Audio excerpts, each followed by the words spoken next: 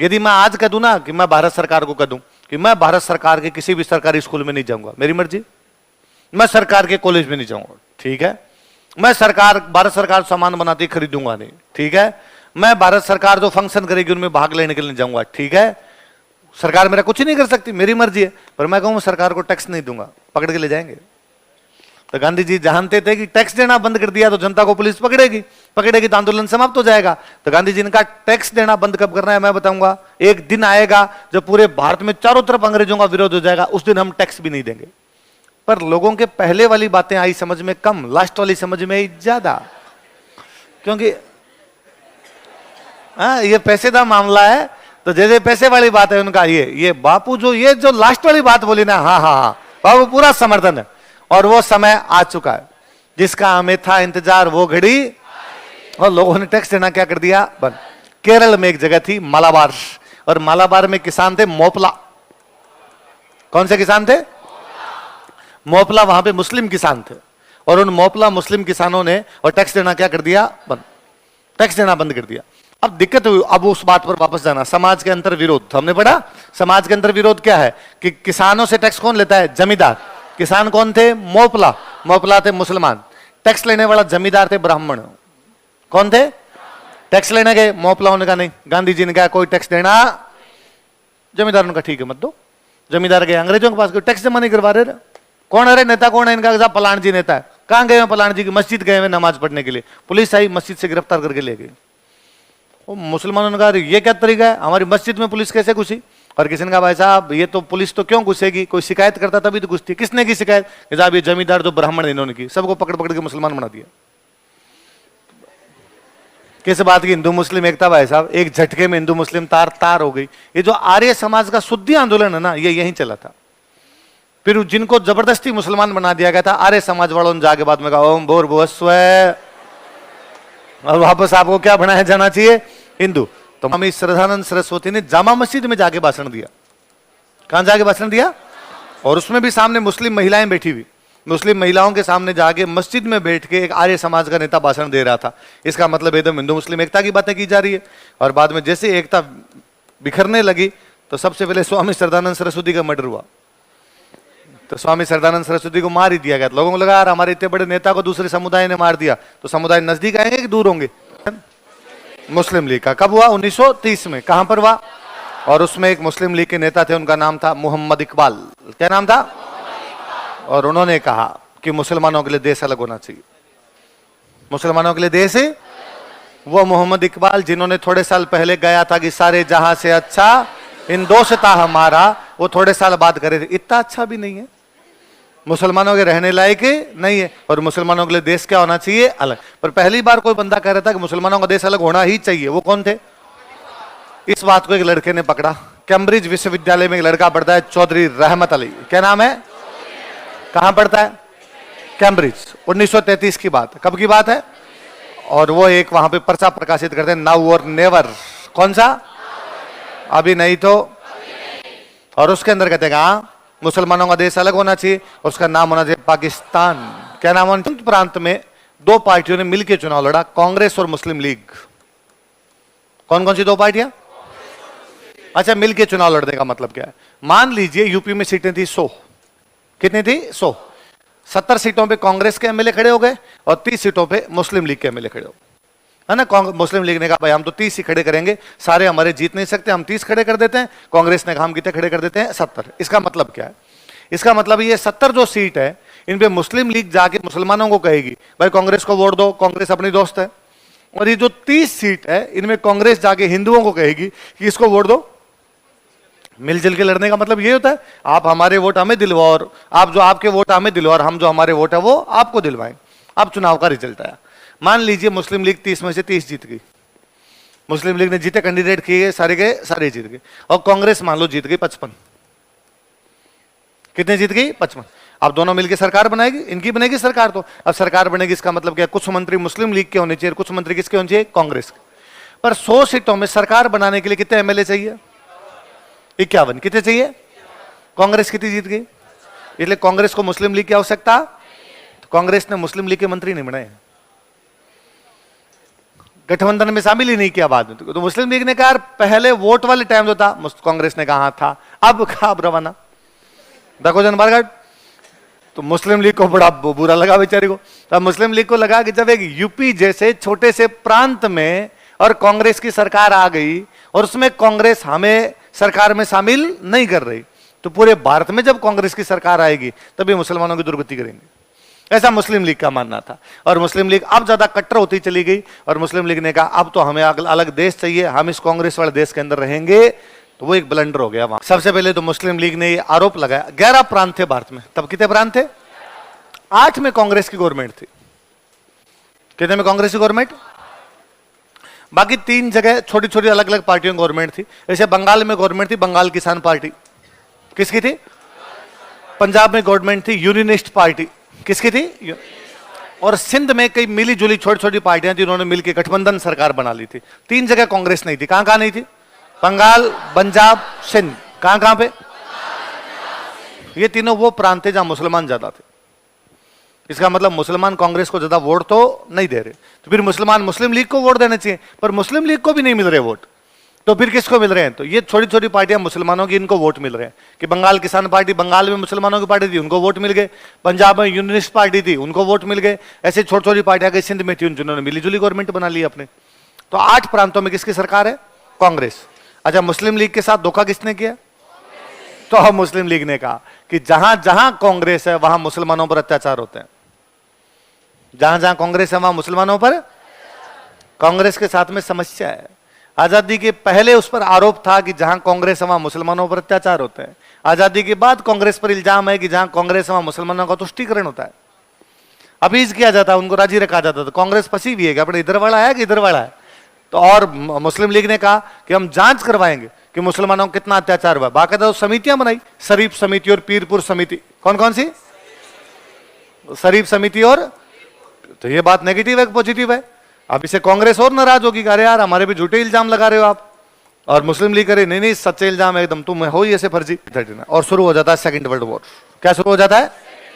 जैसे ही world war शुरू हुआ, अंग्रेजों ने कहा हम लड़ेंगे वर्ल्ड वॉर, और अंग्रेजों ने इंडियन आर्मी को वर्ल्ड वॉर में भेज दिया। कौन सी आर्मी को? किस में भेज दिया? कांग्रेस ने कहा पहली बात तो वर्ल्ड वॉर में इंडिया का क्या लेना देना है, और यदि फिर भी अंग्रेजों ने इंडियन आर्मी को भेजा तो किससे पूछ के? तो अंग्रेजों ने कहा ये सेकंड लाइन रिपीट करना एक बार। कहा किससे पूछ के भेजा? उनका पूछना किससे? हमारा राज है भाई साहब, जहां भेजना होगा, जिसको भेजना होगा भेजेंगे।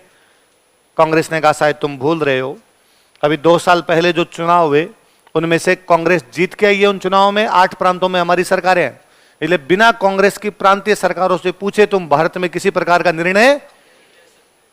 अंग्रेजों ने कहा अच्छा काल मरी आज भूतनी होगी, तुम बताओगे क्या करना है क्या नहीं करना, भेज दी, जो तुम्हें करना हो कर लो। और कांग्रेस ने कहा कि यदि हमें चुनाव में भाग लेने का कह के हमारी चुनाव में सरकार बनने के बाद भी यदि हमसे डिसीजन नहीं पूछे जाते हैं तो फिर सरकार में रहकर भी क्या करेंगे। और कांग्रेस सभी प्रांतीय सरकारों से इस्तीफे देती है, सभी प्रांतीय सरकारों से। इसका मतलब कांग्रेस किसका विरोध कर रही है? अंग्रेजों का, वर्ल्ड वॉर का विरोध कर रही है, अंग्रेजों का विरोध कर रही है कांग्रेस एक प्रकार से, कि भाई अंग्रेज हमारे देश में गलत कर रहे हैं। और जैसे ही कांग्रेस ने इस्तीफे दिए, मुस्लिम लीग ने कहा मजा आ गए, पापा कटा इनसे। मुस्लिम लीग ने मनाया मुक्ति दिवस। क्या मनाया? अब ये बात पास लाने वाली है, दूर करने वाली है नेगेटिव। 1940 में कांग्रेस का एक अधिवेशन हो रहा है लाहौर। कहां पे हो रहा है? किसका अधिवेशन? मुस्लिम लीग का। कहां पे हो रहा है? लाहौर। कब? 1940 में मुस्लिम लीग का जो अधिवेशन हुआ था वो कहां पर हुआ था? लाहौर। और उसमें मुस्लिम लीग पहली बार ऑफिशियल रूप से मांगती है पाकिस्तान। क्या मांगती है? अब तक मुस्लिम लीग नहीं मांग रही थी, मुस्लिम लीग के एक नेता मांग रहे हैं कि मुसलमानों का देश अलग होना चाहिए, एक स्टूडेंट कह रहा है कि उसका नाम पाकिस्तान होना चाहिए। पार्टी का ऑफिशियल स्टैंड ये नहीं है कि भाई कोई एक इंडिविजुअल आदमी कुछ भी बोल सकता। पार्टी ने ऐसा कोई प्रस्ताव पारी थी, लेकिन अब 23 मार्च 1940 को, कब बताओ? मुस्लिम लीग प्रस्ताव पारित करती है, पाकिस्तान प्रस्ताव। कौन सा प्रस्ताव पारित करती है? तो पाकिस्तान प्रस्ताव कब पारित किया गया? 23 मार्च को। आज हम भारत में मनाते हैं भगत सिंह, राजगुरु और सुखदेव की पुण्यतिथि, है ना, शहीद हुए थे उस दिन। और पाकिस्तान इस दिन मनाता है पाकिस्तान दिवस।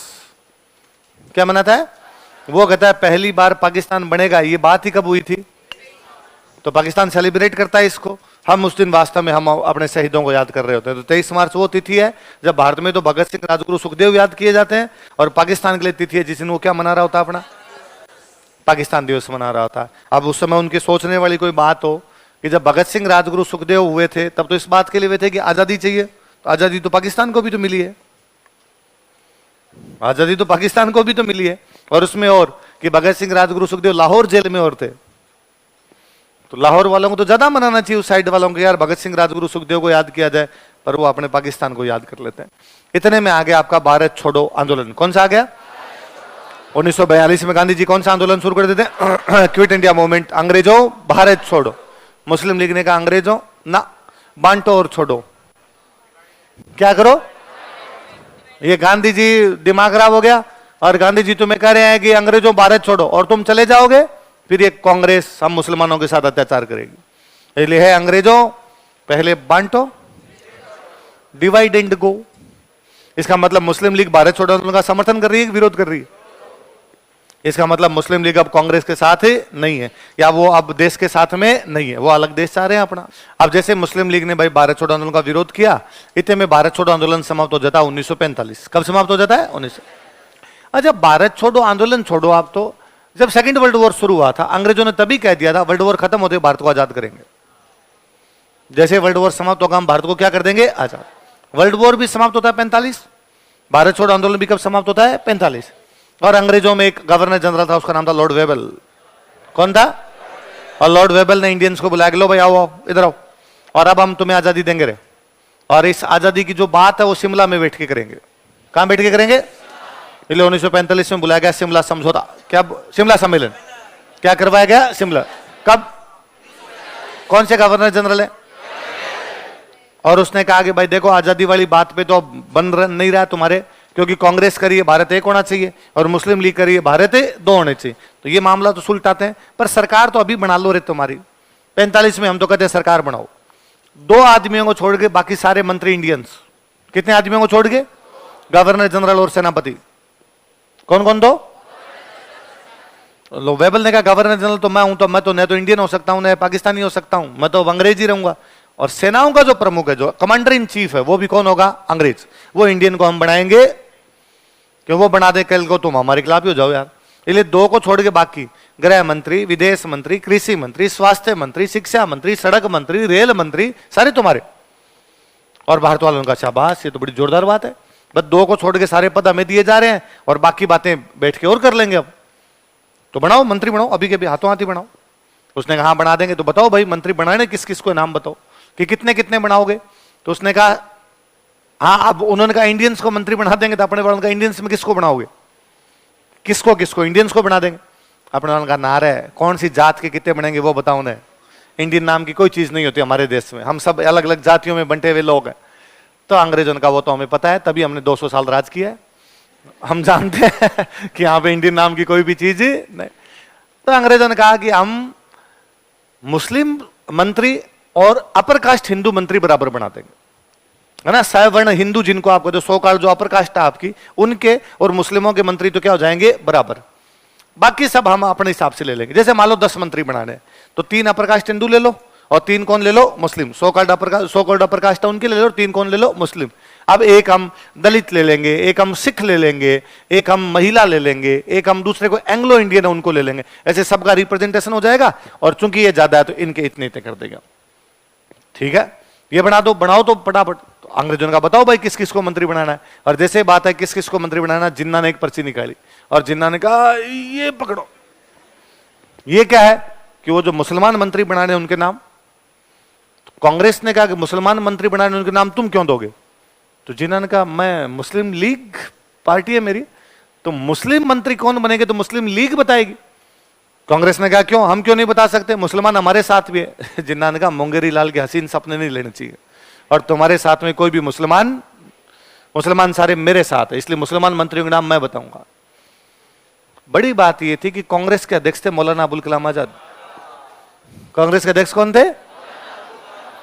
अब मौलाना साहब बोले साहब मैं कांग्रेस का अध्यक्ष हूं और आप कह रहे हो मुसलमान कांग्रेस के साथ नहीं है, तो फिर मैं कौन हूं? जिन्ना ने कहा तुम मुसलमान नहीं है और कुछ भी हो सकता है, और मुसलमान जो कांग्रेस के साथ है वो मुसलमान है ही नहीं। अब साहब जिन्ना अड़ गया वहां पे कि जो मुस्लिम मंत्री बनेंगे वो केवल और केवल कौन बताएगी? मुस्लिम लीग। कौन बताएगी? अब कांग्रेस फंस गई। कांग्रेस यदि इस बात को मानती है कि मुसलमान मंत्रियों के नाम केवल कौन बताएगी? मुस्लिम लीग, इसका मतलब मुसलमानों की पार्टी कौन सी? मुस्लिम लीग। तो फिर तो मुस्लिम लीग कर रही हो बात सही है, मुसलमान देश मांग रहे, देश दो। तो कांग्रेस ने कहा ना ये नहीं चलेगा, ये नहीं चलेगा। तो शिमला सम्मेलन क्या हो गया? असफल, क्योंकि जिन्ना अड़ गया था कि मुस्लिम मंत्रियों के नाम केवल कौन बताएगी? आपका कैबिनेट मिशन 46 में क्या आ गया? और कैबिनेट मिशन आया। कैबिनेट मिशन ने जिन्ना को कहा कि जिन्ना जो तू मांग कर रहा है वो पॉसिबल नहीं है। क्या मांग रहा है तू? मुसलमानों का अलग देश कैसे मिलेगा? कि जहां जहां मुसलमान अलग है उनको अलग देश बना दो। कहां कहां मुसलमान अलग है? उसने कहा तो पंजाब में ज्यादा है, जहां जहां मुसलमान ज्यादा उनको अलग देश बना दो। कहां ज्यादा? एक पंजाब में, एक कहां पे? बंगाल।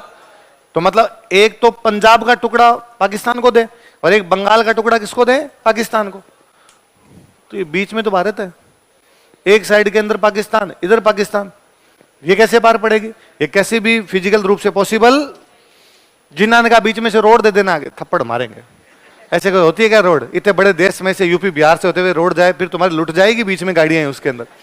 और ऐसे कोई नहीं होता है। फिर और कहा कि तू कह रहा है जहां मुसलमान ज्यादा वो पाकिस्तान जाएंगे, तो बीच में एक रियासत है भोपाल, मुसलमान ज्यादा है, मुसलमानों का वहां पे राजा है, और कल को मुसलमानों का राजा है कह देगा मुझे पाकिस्तान जाना है। तो ये मध्य प्रदेश में है, मध्य मतलब बीच में है, इसको टप्पा कैसे खिलाएंगे? इसलिए पॉसिबल नहीं है, तू भारत में ही रह अपने।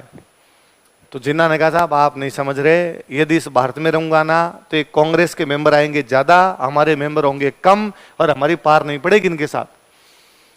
तो अब अंग्रेजों ने जिन्ना को कहा कि कहां पार नहीं पड़ेगी, किस चीज में पार नहीं पड़ेगी? सब कानून कांग्रेस बनाएगी। तो उन्होंने कहा हम एक रूल ला रहे हैं कि पहले प्रांतों का कानून बनेगा, पहले किसका कानून बनेगा, और लास्ट में कानून बनेगा केंद्र का। तो जहां जहां मुसलमान ज्यादा है उन प्रांतों में सरकार भी किसकी आएगी? तेरी आएगी। जिन्होंने कहा वहां तो मैं लेके आ जाऊंगा। तो तेरे कानून बना ले, पंजाब के कानून मुस्लिम लीग बना ले, बंगाल के कानून मुस्लिम लीग बना ले, सिंध के कानून मुस्लिम लीग बना ले, लास्ट में केंद्र के बनेंगे।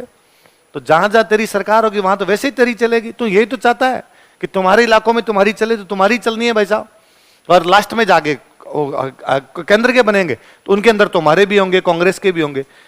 तो जिन्ना ने फिर कहा कि वो केंद्र में कानून होंगे, वो धार्मिक मामलों के कानून बनेंगे, हिंदुओं के पक्ष में बन जाएंगे, मुसलमानों के खिलाफ होंगे। अंग्रेजों ने फिर कहा कि ऐसा कानून नहीं बनने देंगे, धार्मिक कानून जो भी होंगे उनमें हिंदू और मुस्लिम सदस्यों से अलग अलग राय लेंगे, और किसी भी पक्ष ने यदि कह दिया नहीं बढ़ना चाहिए, नहीं बढ़ेगा, तुम कह देना नहीं बढ़ना चाहिए, नहीं बढ़ेगा। और क्या होगा उसके अंदर?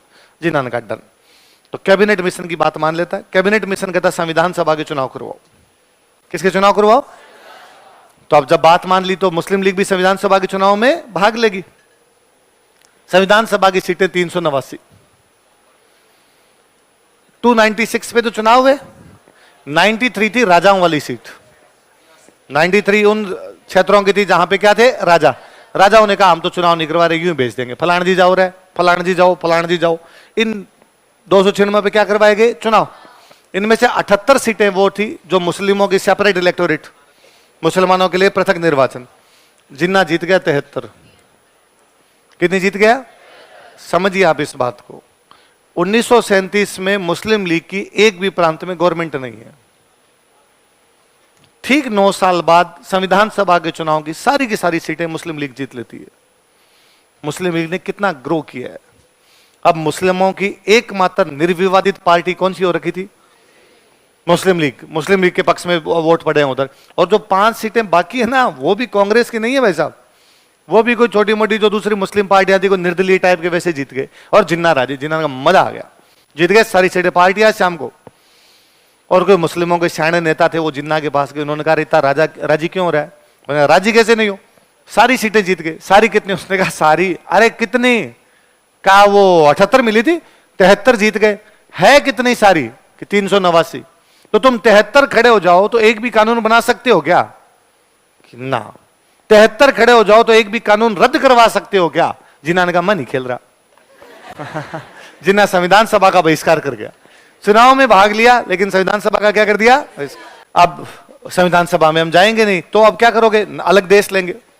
तो क्या कैबिनेट मिशन ने कहा कि भाई तुमने मना किया था अलग देश नहीं लेंगे, और हमारी बात मानी थी कि जहां जहां हमारी सरकारें आएगी हम पहले उनका संविधान बनाएंगे, लास्ट में केंद्र का संविधान बनेगा। संविधान तो तब बनेगा जब तुम संविधान सभा में जाओगे, जाओ संविधान सभा के अंदर।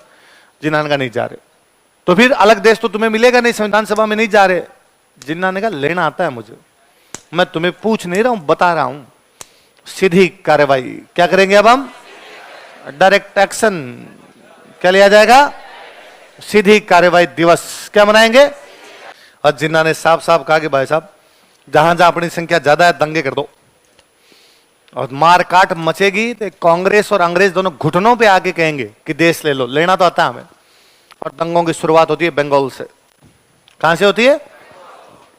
इतिहास कितना क्रूर है, या इतिहास किस प्रकार का, उसका एग्जाम्पल यह है कि दंगों की शुरुआत बंगाल से होती है। बंगाल में जब दंगों की शुरुआत होती है तो एक नेता जो बड़े जोर शोर से बढ़ चढ़ के दंगों में भाग लेता है, जो बाकायदा यूं दंगों का आह्वान करता है, बाहर निकलो, हिंदुओं को मारा जाए, आगजनी की जाए, लूटपाट की जाए, उस नेता का नाम है शेख मुजीबुर रहमान। क्या नाम है? वो सबसे बड़ा। नहीं साहब अलग होना चाहिए, देश होना चाहिए, हिंदुओं के साथ में नहीं रहेंगे, ये वो फलां ढिंगड़ सब कुछ, मुसलमानों का देश अलग होना चाहिए। अब दंगों की प्रतिक्रिया हुई। बंगाल में मुसलमान ज्यादा थे, वहां पे हिंदुओं पे हुए, तो इधर बिहार साइड में थे हिंदू ज्यादा थे तो मुसलमानों पे हुए। आगे यूपी साइड में कहीं पे मुसलमान ज्यादा थे तो हिंदुओं पे, आगे और वापस आए तो एमपी में हिंदू ज्यादा थे तो मुसलमानों पे। सीरीज बन गई। पंजाब तक पूरे देश में दंगे दंगे दंगे चल रहे हैं एकदम। इधर अंग्रेजों ने सरकार बना दी, अपनी अंतरिम सरकार बना दी। क्या बना दी? अंतरिम, इंटरिम गवर्नमेंट। इंटरिम गवर्नमेंट समझते हो? बिना चुनाव के government, interim government. Nehru ji प्रधानमंत्री बन गए 46 में। नेहरू जी प्रधानमंत्री कब बन गए थे? देश आजाद हुआ 47, नेहरू जी प्रधानमंत्री है 46। अंग्रेजों ने वर्ल्ड वॉर के बाद ही अपना ये काम करना शुरू कर दिया था, तब नेहरू जी प्रधानमंत्री बने हुए हैं। डॉक्टर राजेंद्र प्रसाद कृषि मंत्री है, सरदार बलदेव सिंह जी उसके अंदर अपने रक्षा मंत्री है, सरदार वल्लभ भाई पटेल उसमें अपने गृह मंत्री है, सबके अलग अलग पद मिले हुए। और मुस्लिम लीग ने कहा अंतरिम सरकार का बहिष्कार, हम तो अंतरिम सरकार में भी शामिल होंगे नहीं। बाद में अंग्रेजों ने जाके समझाया कि मूर्खों, अलग भी देश चाहिए, ये डिसीजन भी सरकार ही लेगी। सरकार जब नेहरू जी की है तो इसमें जाओ तो सही, बैठ के बात तो करो, अलग देश चाहिए। तो मुस्लिम लीग ने कहा ठीक है। तो 5 मेंबर मुस्लिम लीग के किसमें शामिल हुए? अंतरिम सरकार। किसमें शामिल हुए? अंतरिम।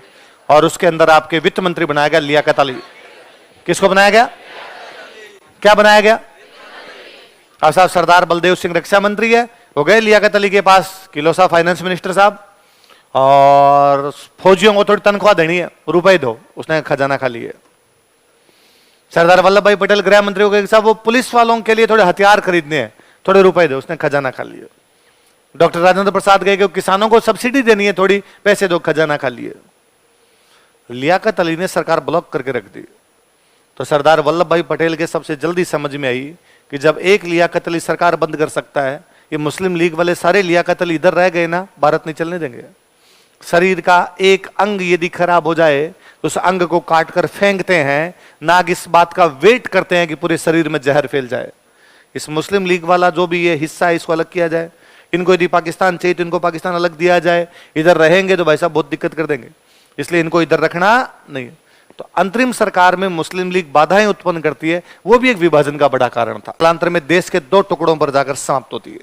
अंग्रेजों ने राज्य के 2 टुकड़े किए, फाइनली हमारे देश के क्या हो गए? सीधी कार्रवाई दिवस के बाद में मुस्लिम लीग किसी प्रकार से मानी नहीं। तब बाकायदा सड़कों में नारे लग रहे थे, पाकिस्तान का मतलब क्या? ला इलाहा इल्लल्लाह, है ना। अब पूरी तरह भाई वो उनकर हम धर्म के आधार पर पाकिस्तान चाहते हैं, तो धार्मिक नारे लगा रहे थे, अल्लाह अकबर के नारे लग रहे थे बाकायदा। अब मैं जो बीच में बात बता रहा था, कौन कहता है बंगाल में दंगे करवाने वाला सीधी कार्रवाई दिवस वाला बंदा कौन है? शेख मुजीबुर रहमान। कौन है? देश आजाद होता है, देश आजाद होने के बाद पाकिस्तान नाम का एक अलग देश बनता है। हमारे देश के 2 राज्यों का विभाजन होता है, पंजाब और बंगाल। बंगाल का विभाजन होता है, उसको वो बोलते थे पूर्वी पाकिस्तान, और पंजाब का विभाजन होता है, उसको बोलते थे पश्चिमी पाकिस्तान। हमारा देश इस मामले में सौभाग्यशाली रहा कि 47 में देश आजाद होता है, 50 में हमारा संविधान लागू होता है, 52 में चुनाव हो जाते हैं। 47 में आजादी है, 50 में संविधान है, और 52 में हमारे चुनाव। हम एक लोकतांत्रिक प्रणाली के अंदर आ गए थे जहां पर किसी भी व्यक्ति को अपनी बात कहने का अधिकार था।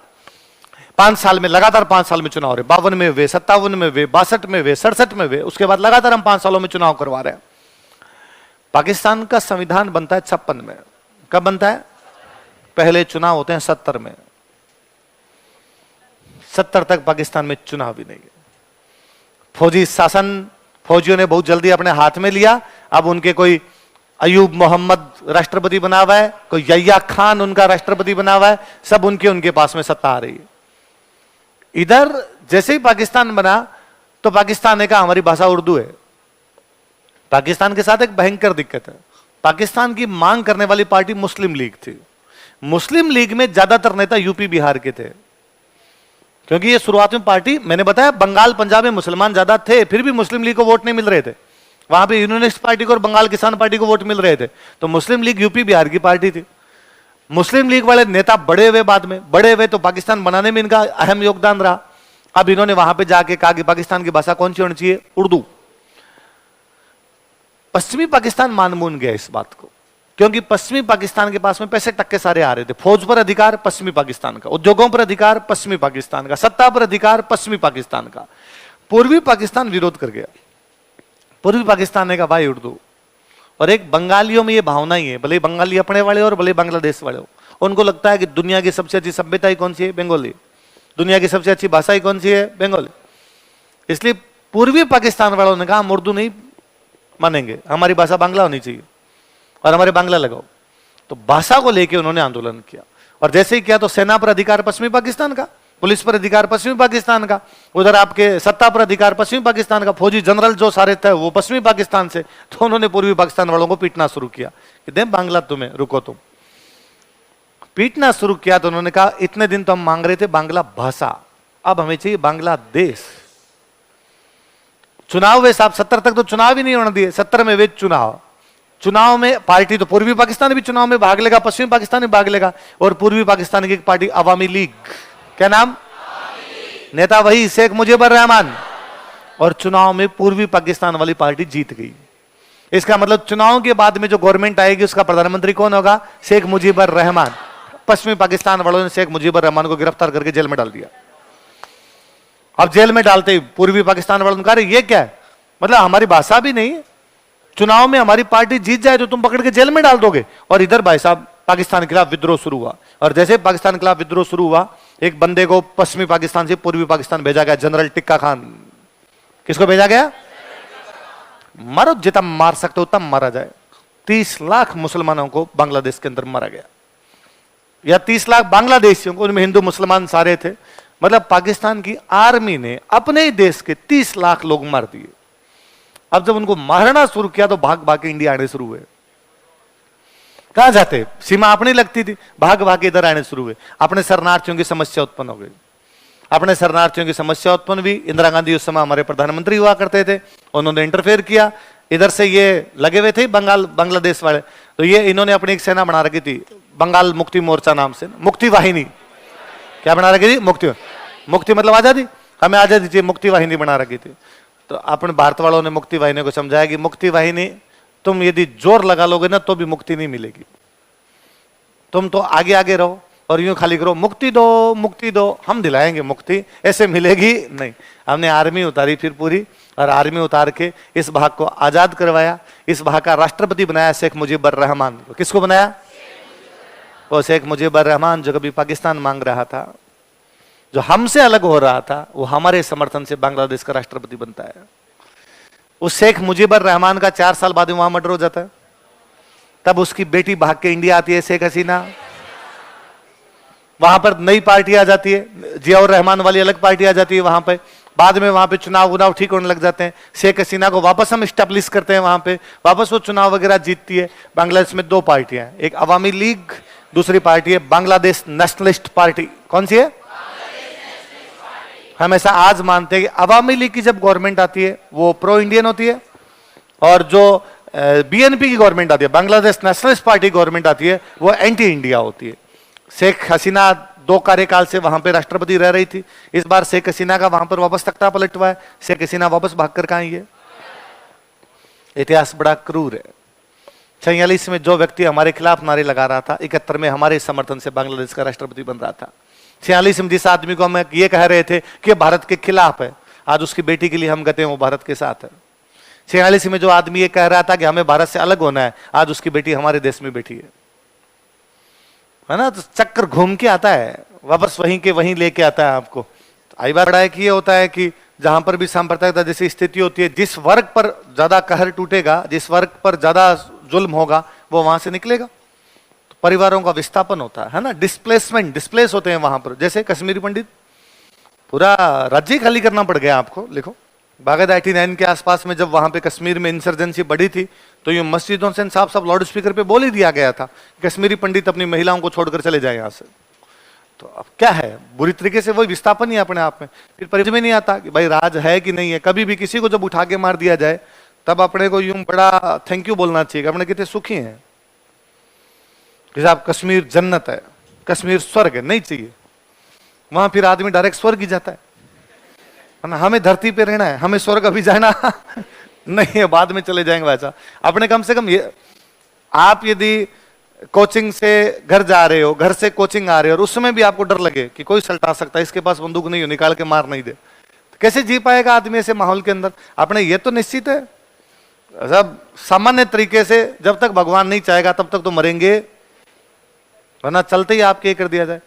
कौन है, अपने एक पुराने कोई टॉपर थे, उन्होंने कश्मीर से इंजीनियरिंग की हुई थी, तो वो बताते थे कि बाकायदा क्लास में जो कश्मीरी टीचर आते, वो साफ साफ बोलते क्लास में आके कि तुम्हारे भारत में ये जो बांध बना हुआ है, तुम्हारे भारत में ये जो योजना चलती है, और किसी की हिम्मत नहीं कि कोई खड़ा होकर पूछे तुम्हारा भारत क्या, ये भी तो भारत ही है, ये कश्मीर है, तुम्हारे भारत में जो हो रहा है वो है।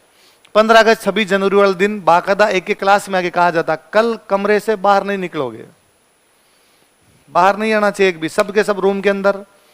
ये नहीं तुम बाहर आके कोई झंडा वंडा लहरा दो तो तुम लहरा दिए जाओगे यहाँ पे। मेरे एक दोस्त बैंक में काम करते हैं, ऑडिट में, ऑडिट होती है बैंक की ऑडिट, तो सब जगह जाते हैं, केरला जाते हैं, तमिलनाडु जाते हैं, तो उनको ठीक लगता है कि यार बैंक के पैसे, बैंक का काम, 2 दिन काम किया, 3 दिन घूमे, वहां घूम भी लेते हैं। तो मेरे को यार इस बार तू चल ले, केरल चल ले, तमिलनाडु चल ले, आपने इधर क्लास से रहती तो कहाँ जाते, पर वो घूम के आते। तो उन्होंने एक बार बताया कि मैं कश्मीर गया हुआ था, और वो लकीली डेट वो पड़ रही कि ये 26 जनवरी थी, और वो कोई 24 जनवरी को 25 जनवरी ऐसे को बैंक करने के लिए गए हुए थे, होटल में रुके हुए थे। तो होटल में बाकायदा पुलिस आती है, कमरे वो आपके कपड़े यूं बिखेर बिखेर के देखती है कि कोई तिरंगी टाइप की चीज तो नहीं है, कि तुम 26 जनवरी को यहाँ कोई लहरा तो नहीं दोगे। अरे नहीं है, ये मेरे कपड़े हैं, शर्ट है, पैंट है मेरी। ना ना ना ना, क्या पता इसमें 3 कलर वाली हो, तू कल शर्ट लहरा दे। ऐसे माहौल में कोई किसका कैसे व्यक्तिगत विकास हो सकता है? ऐसे माहौल में किसी क्षेत्र में राज्य कैसे हो सकता है? तो क्षेत्र ही क्या रहेगी हमेशा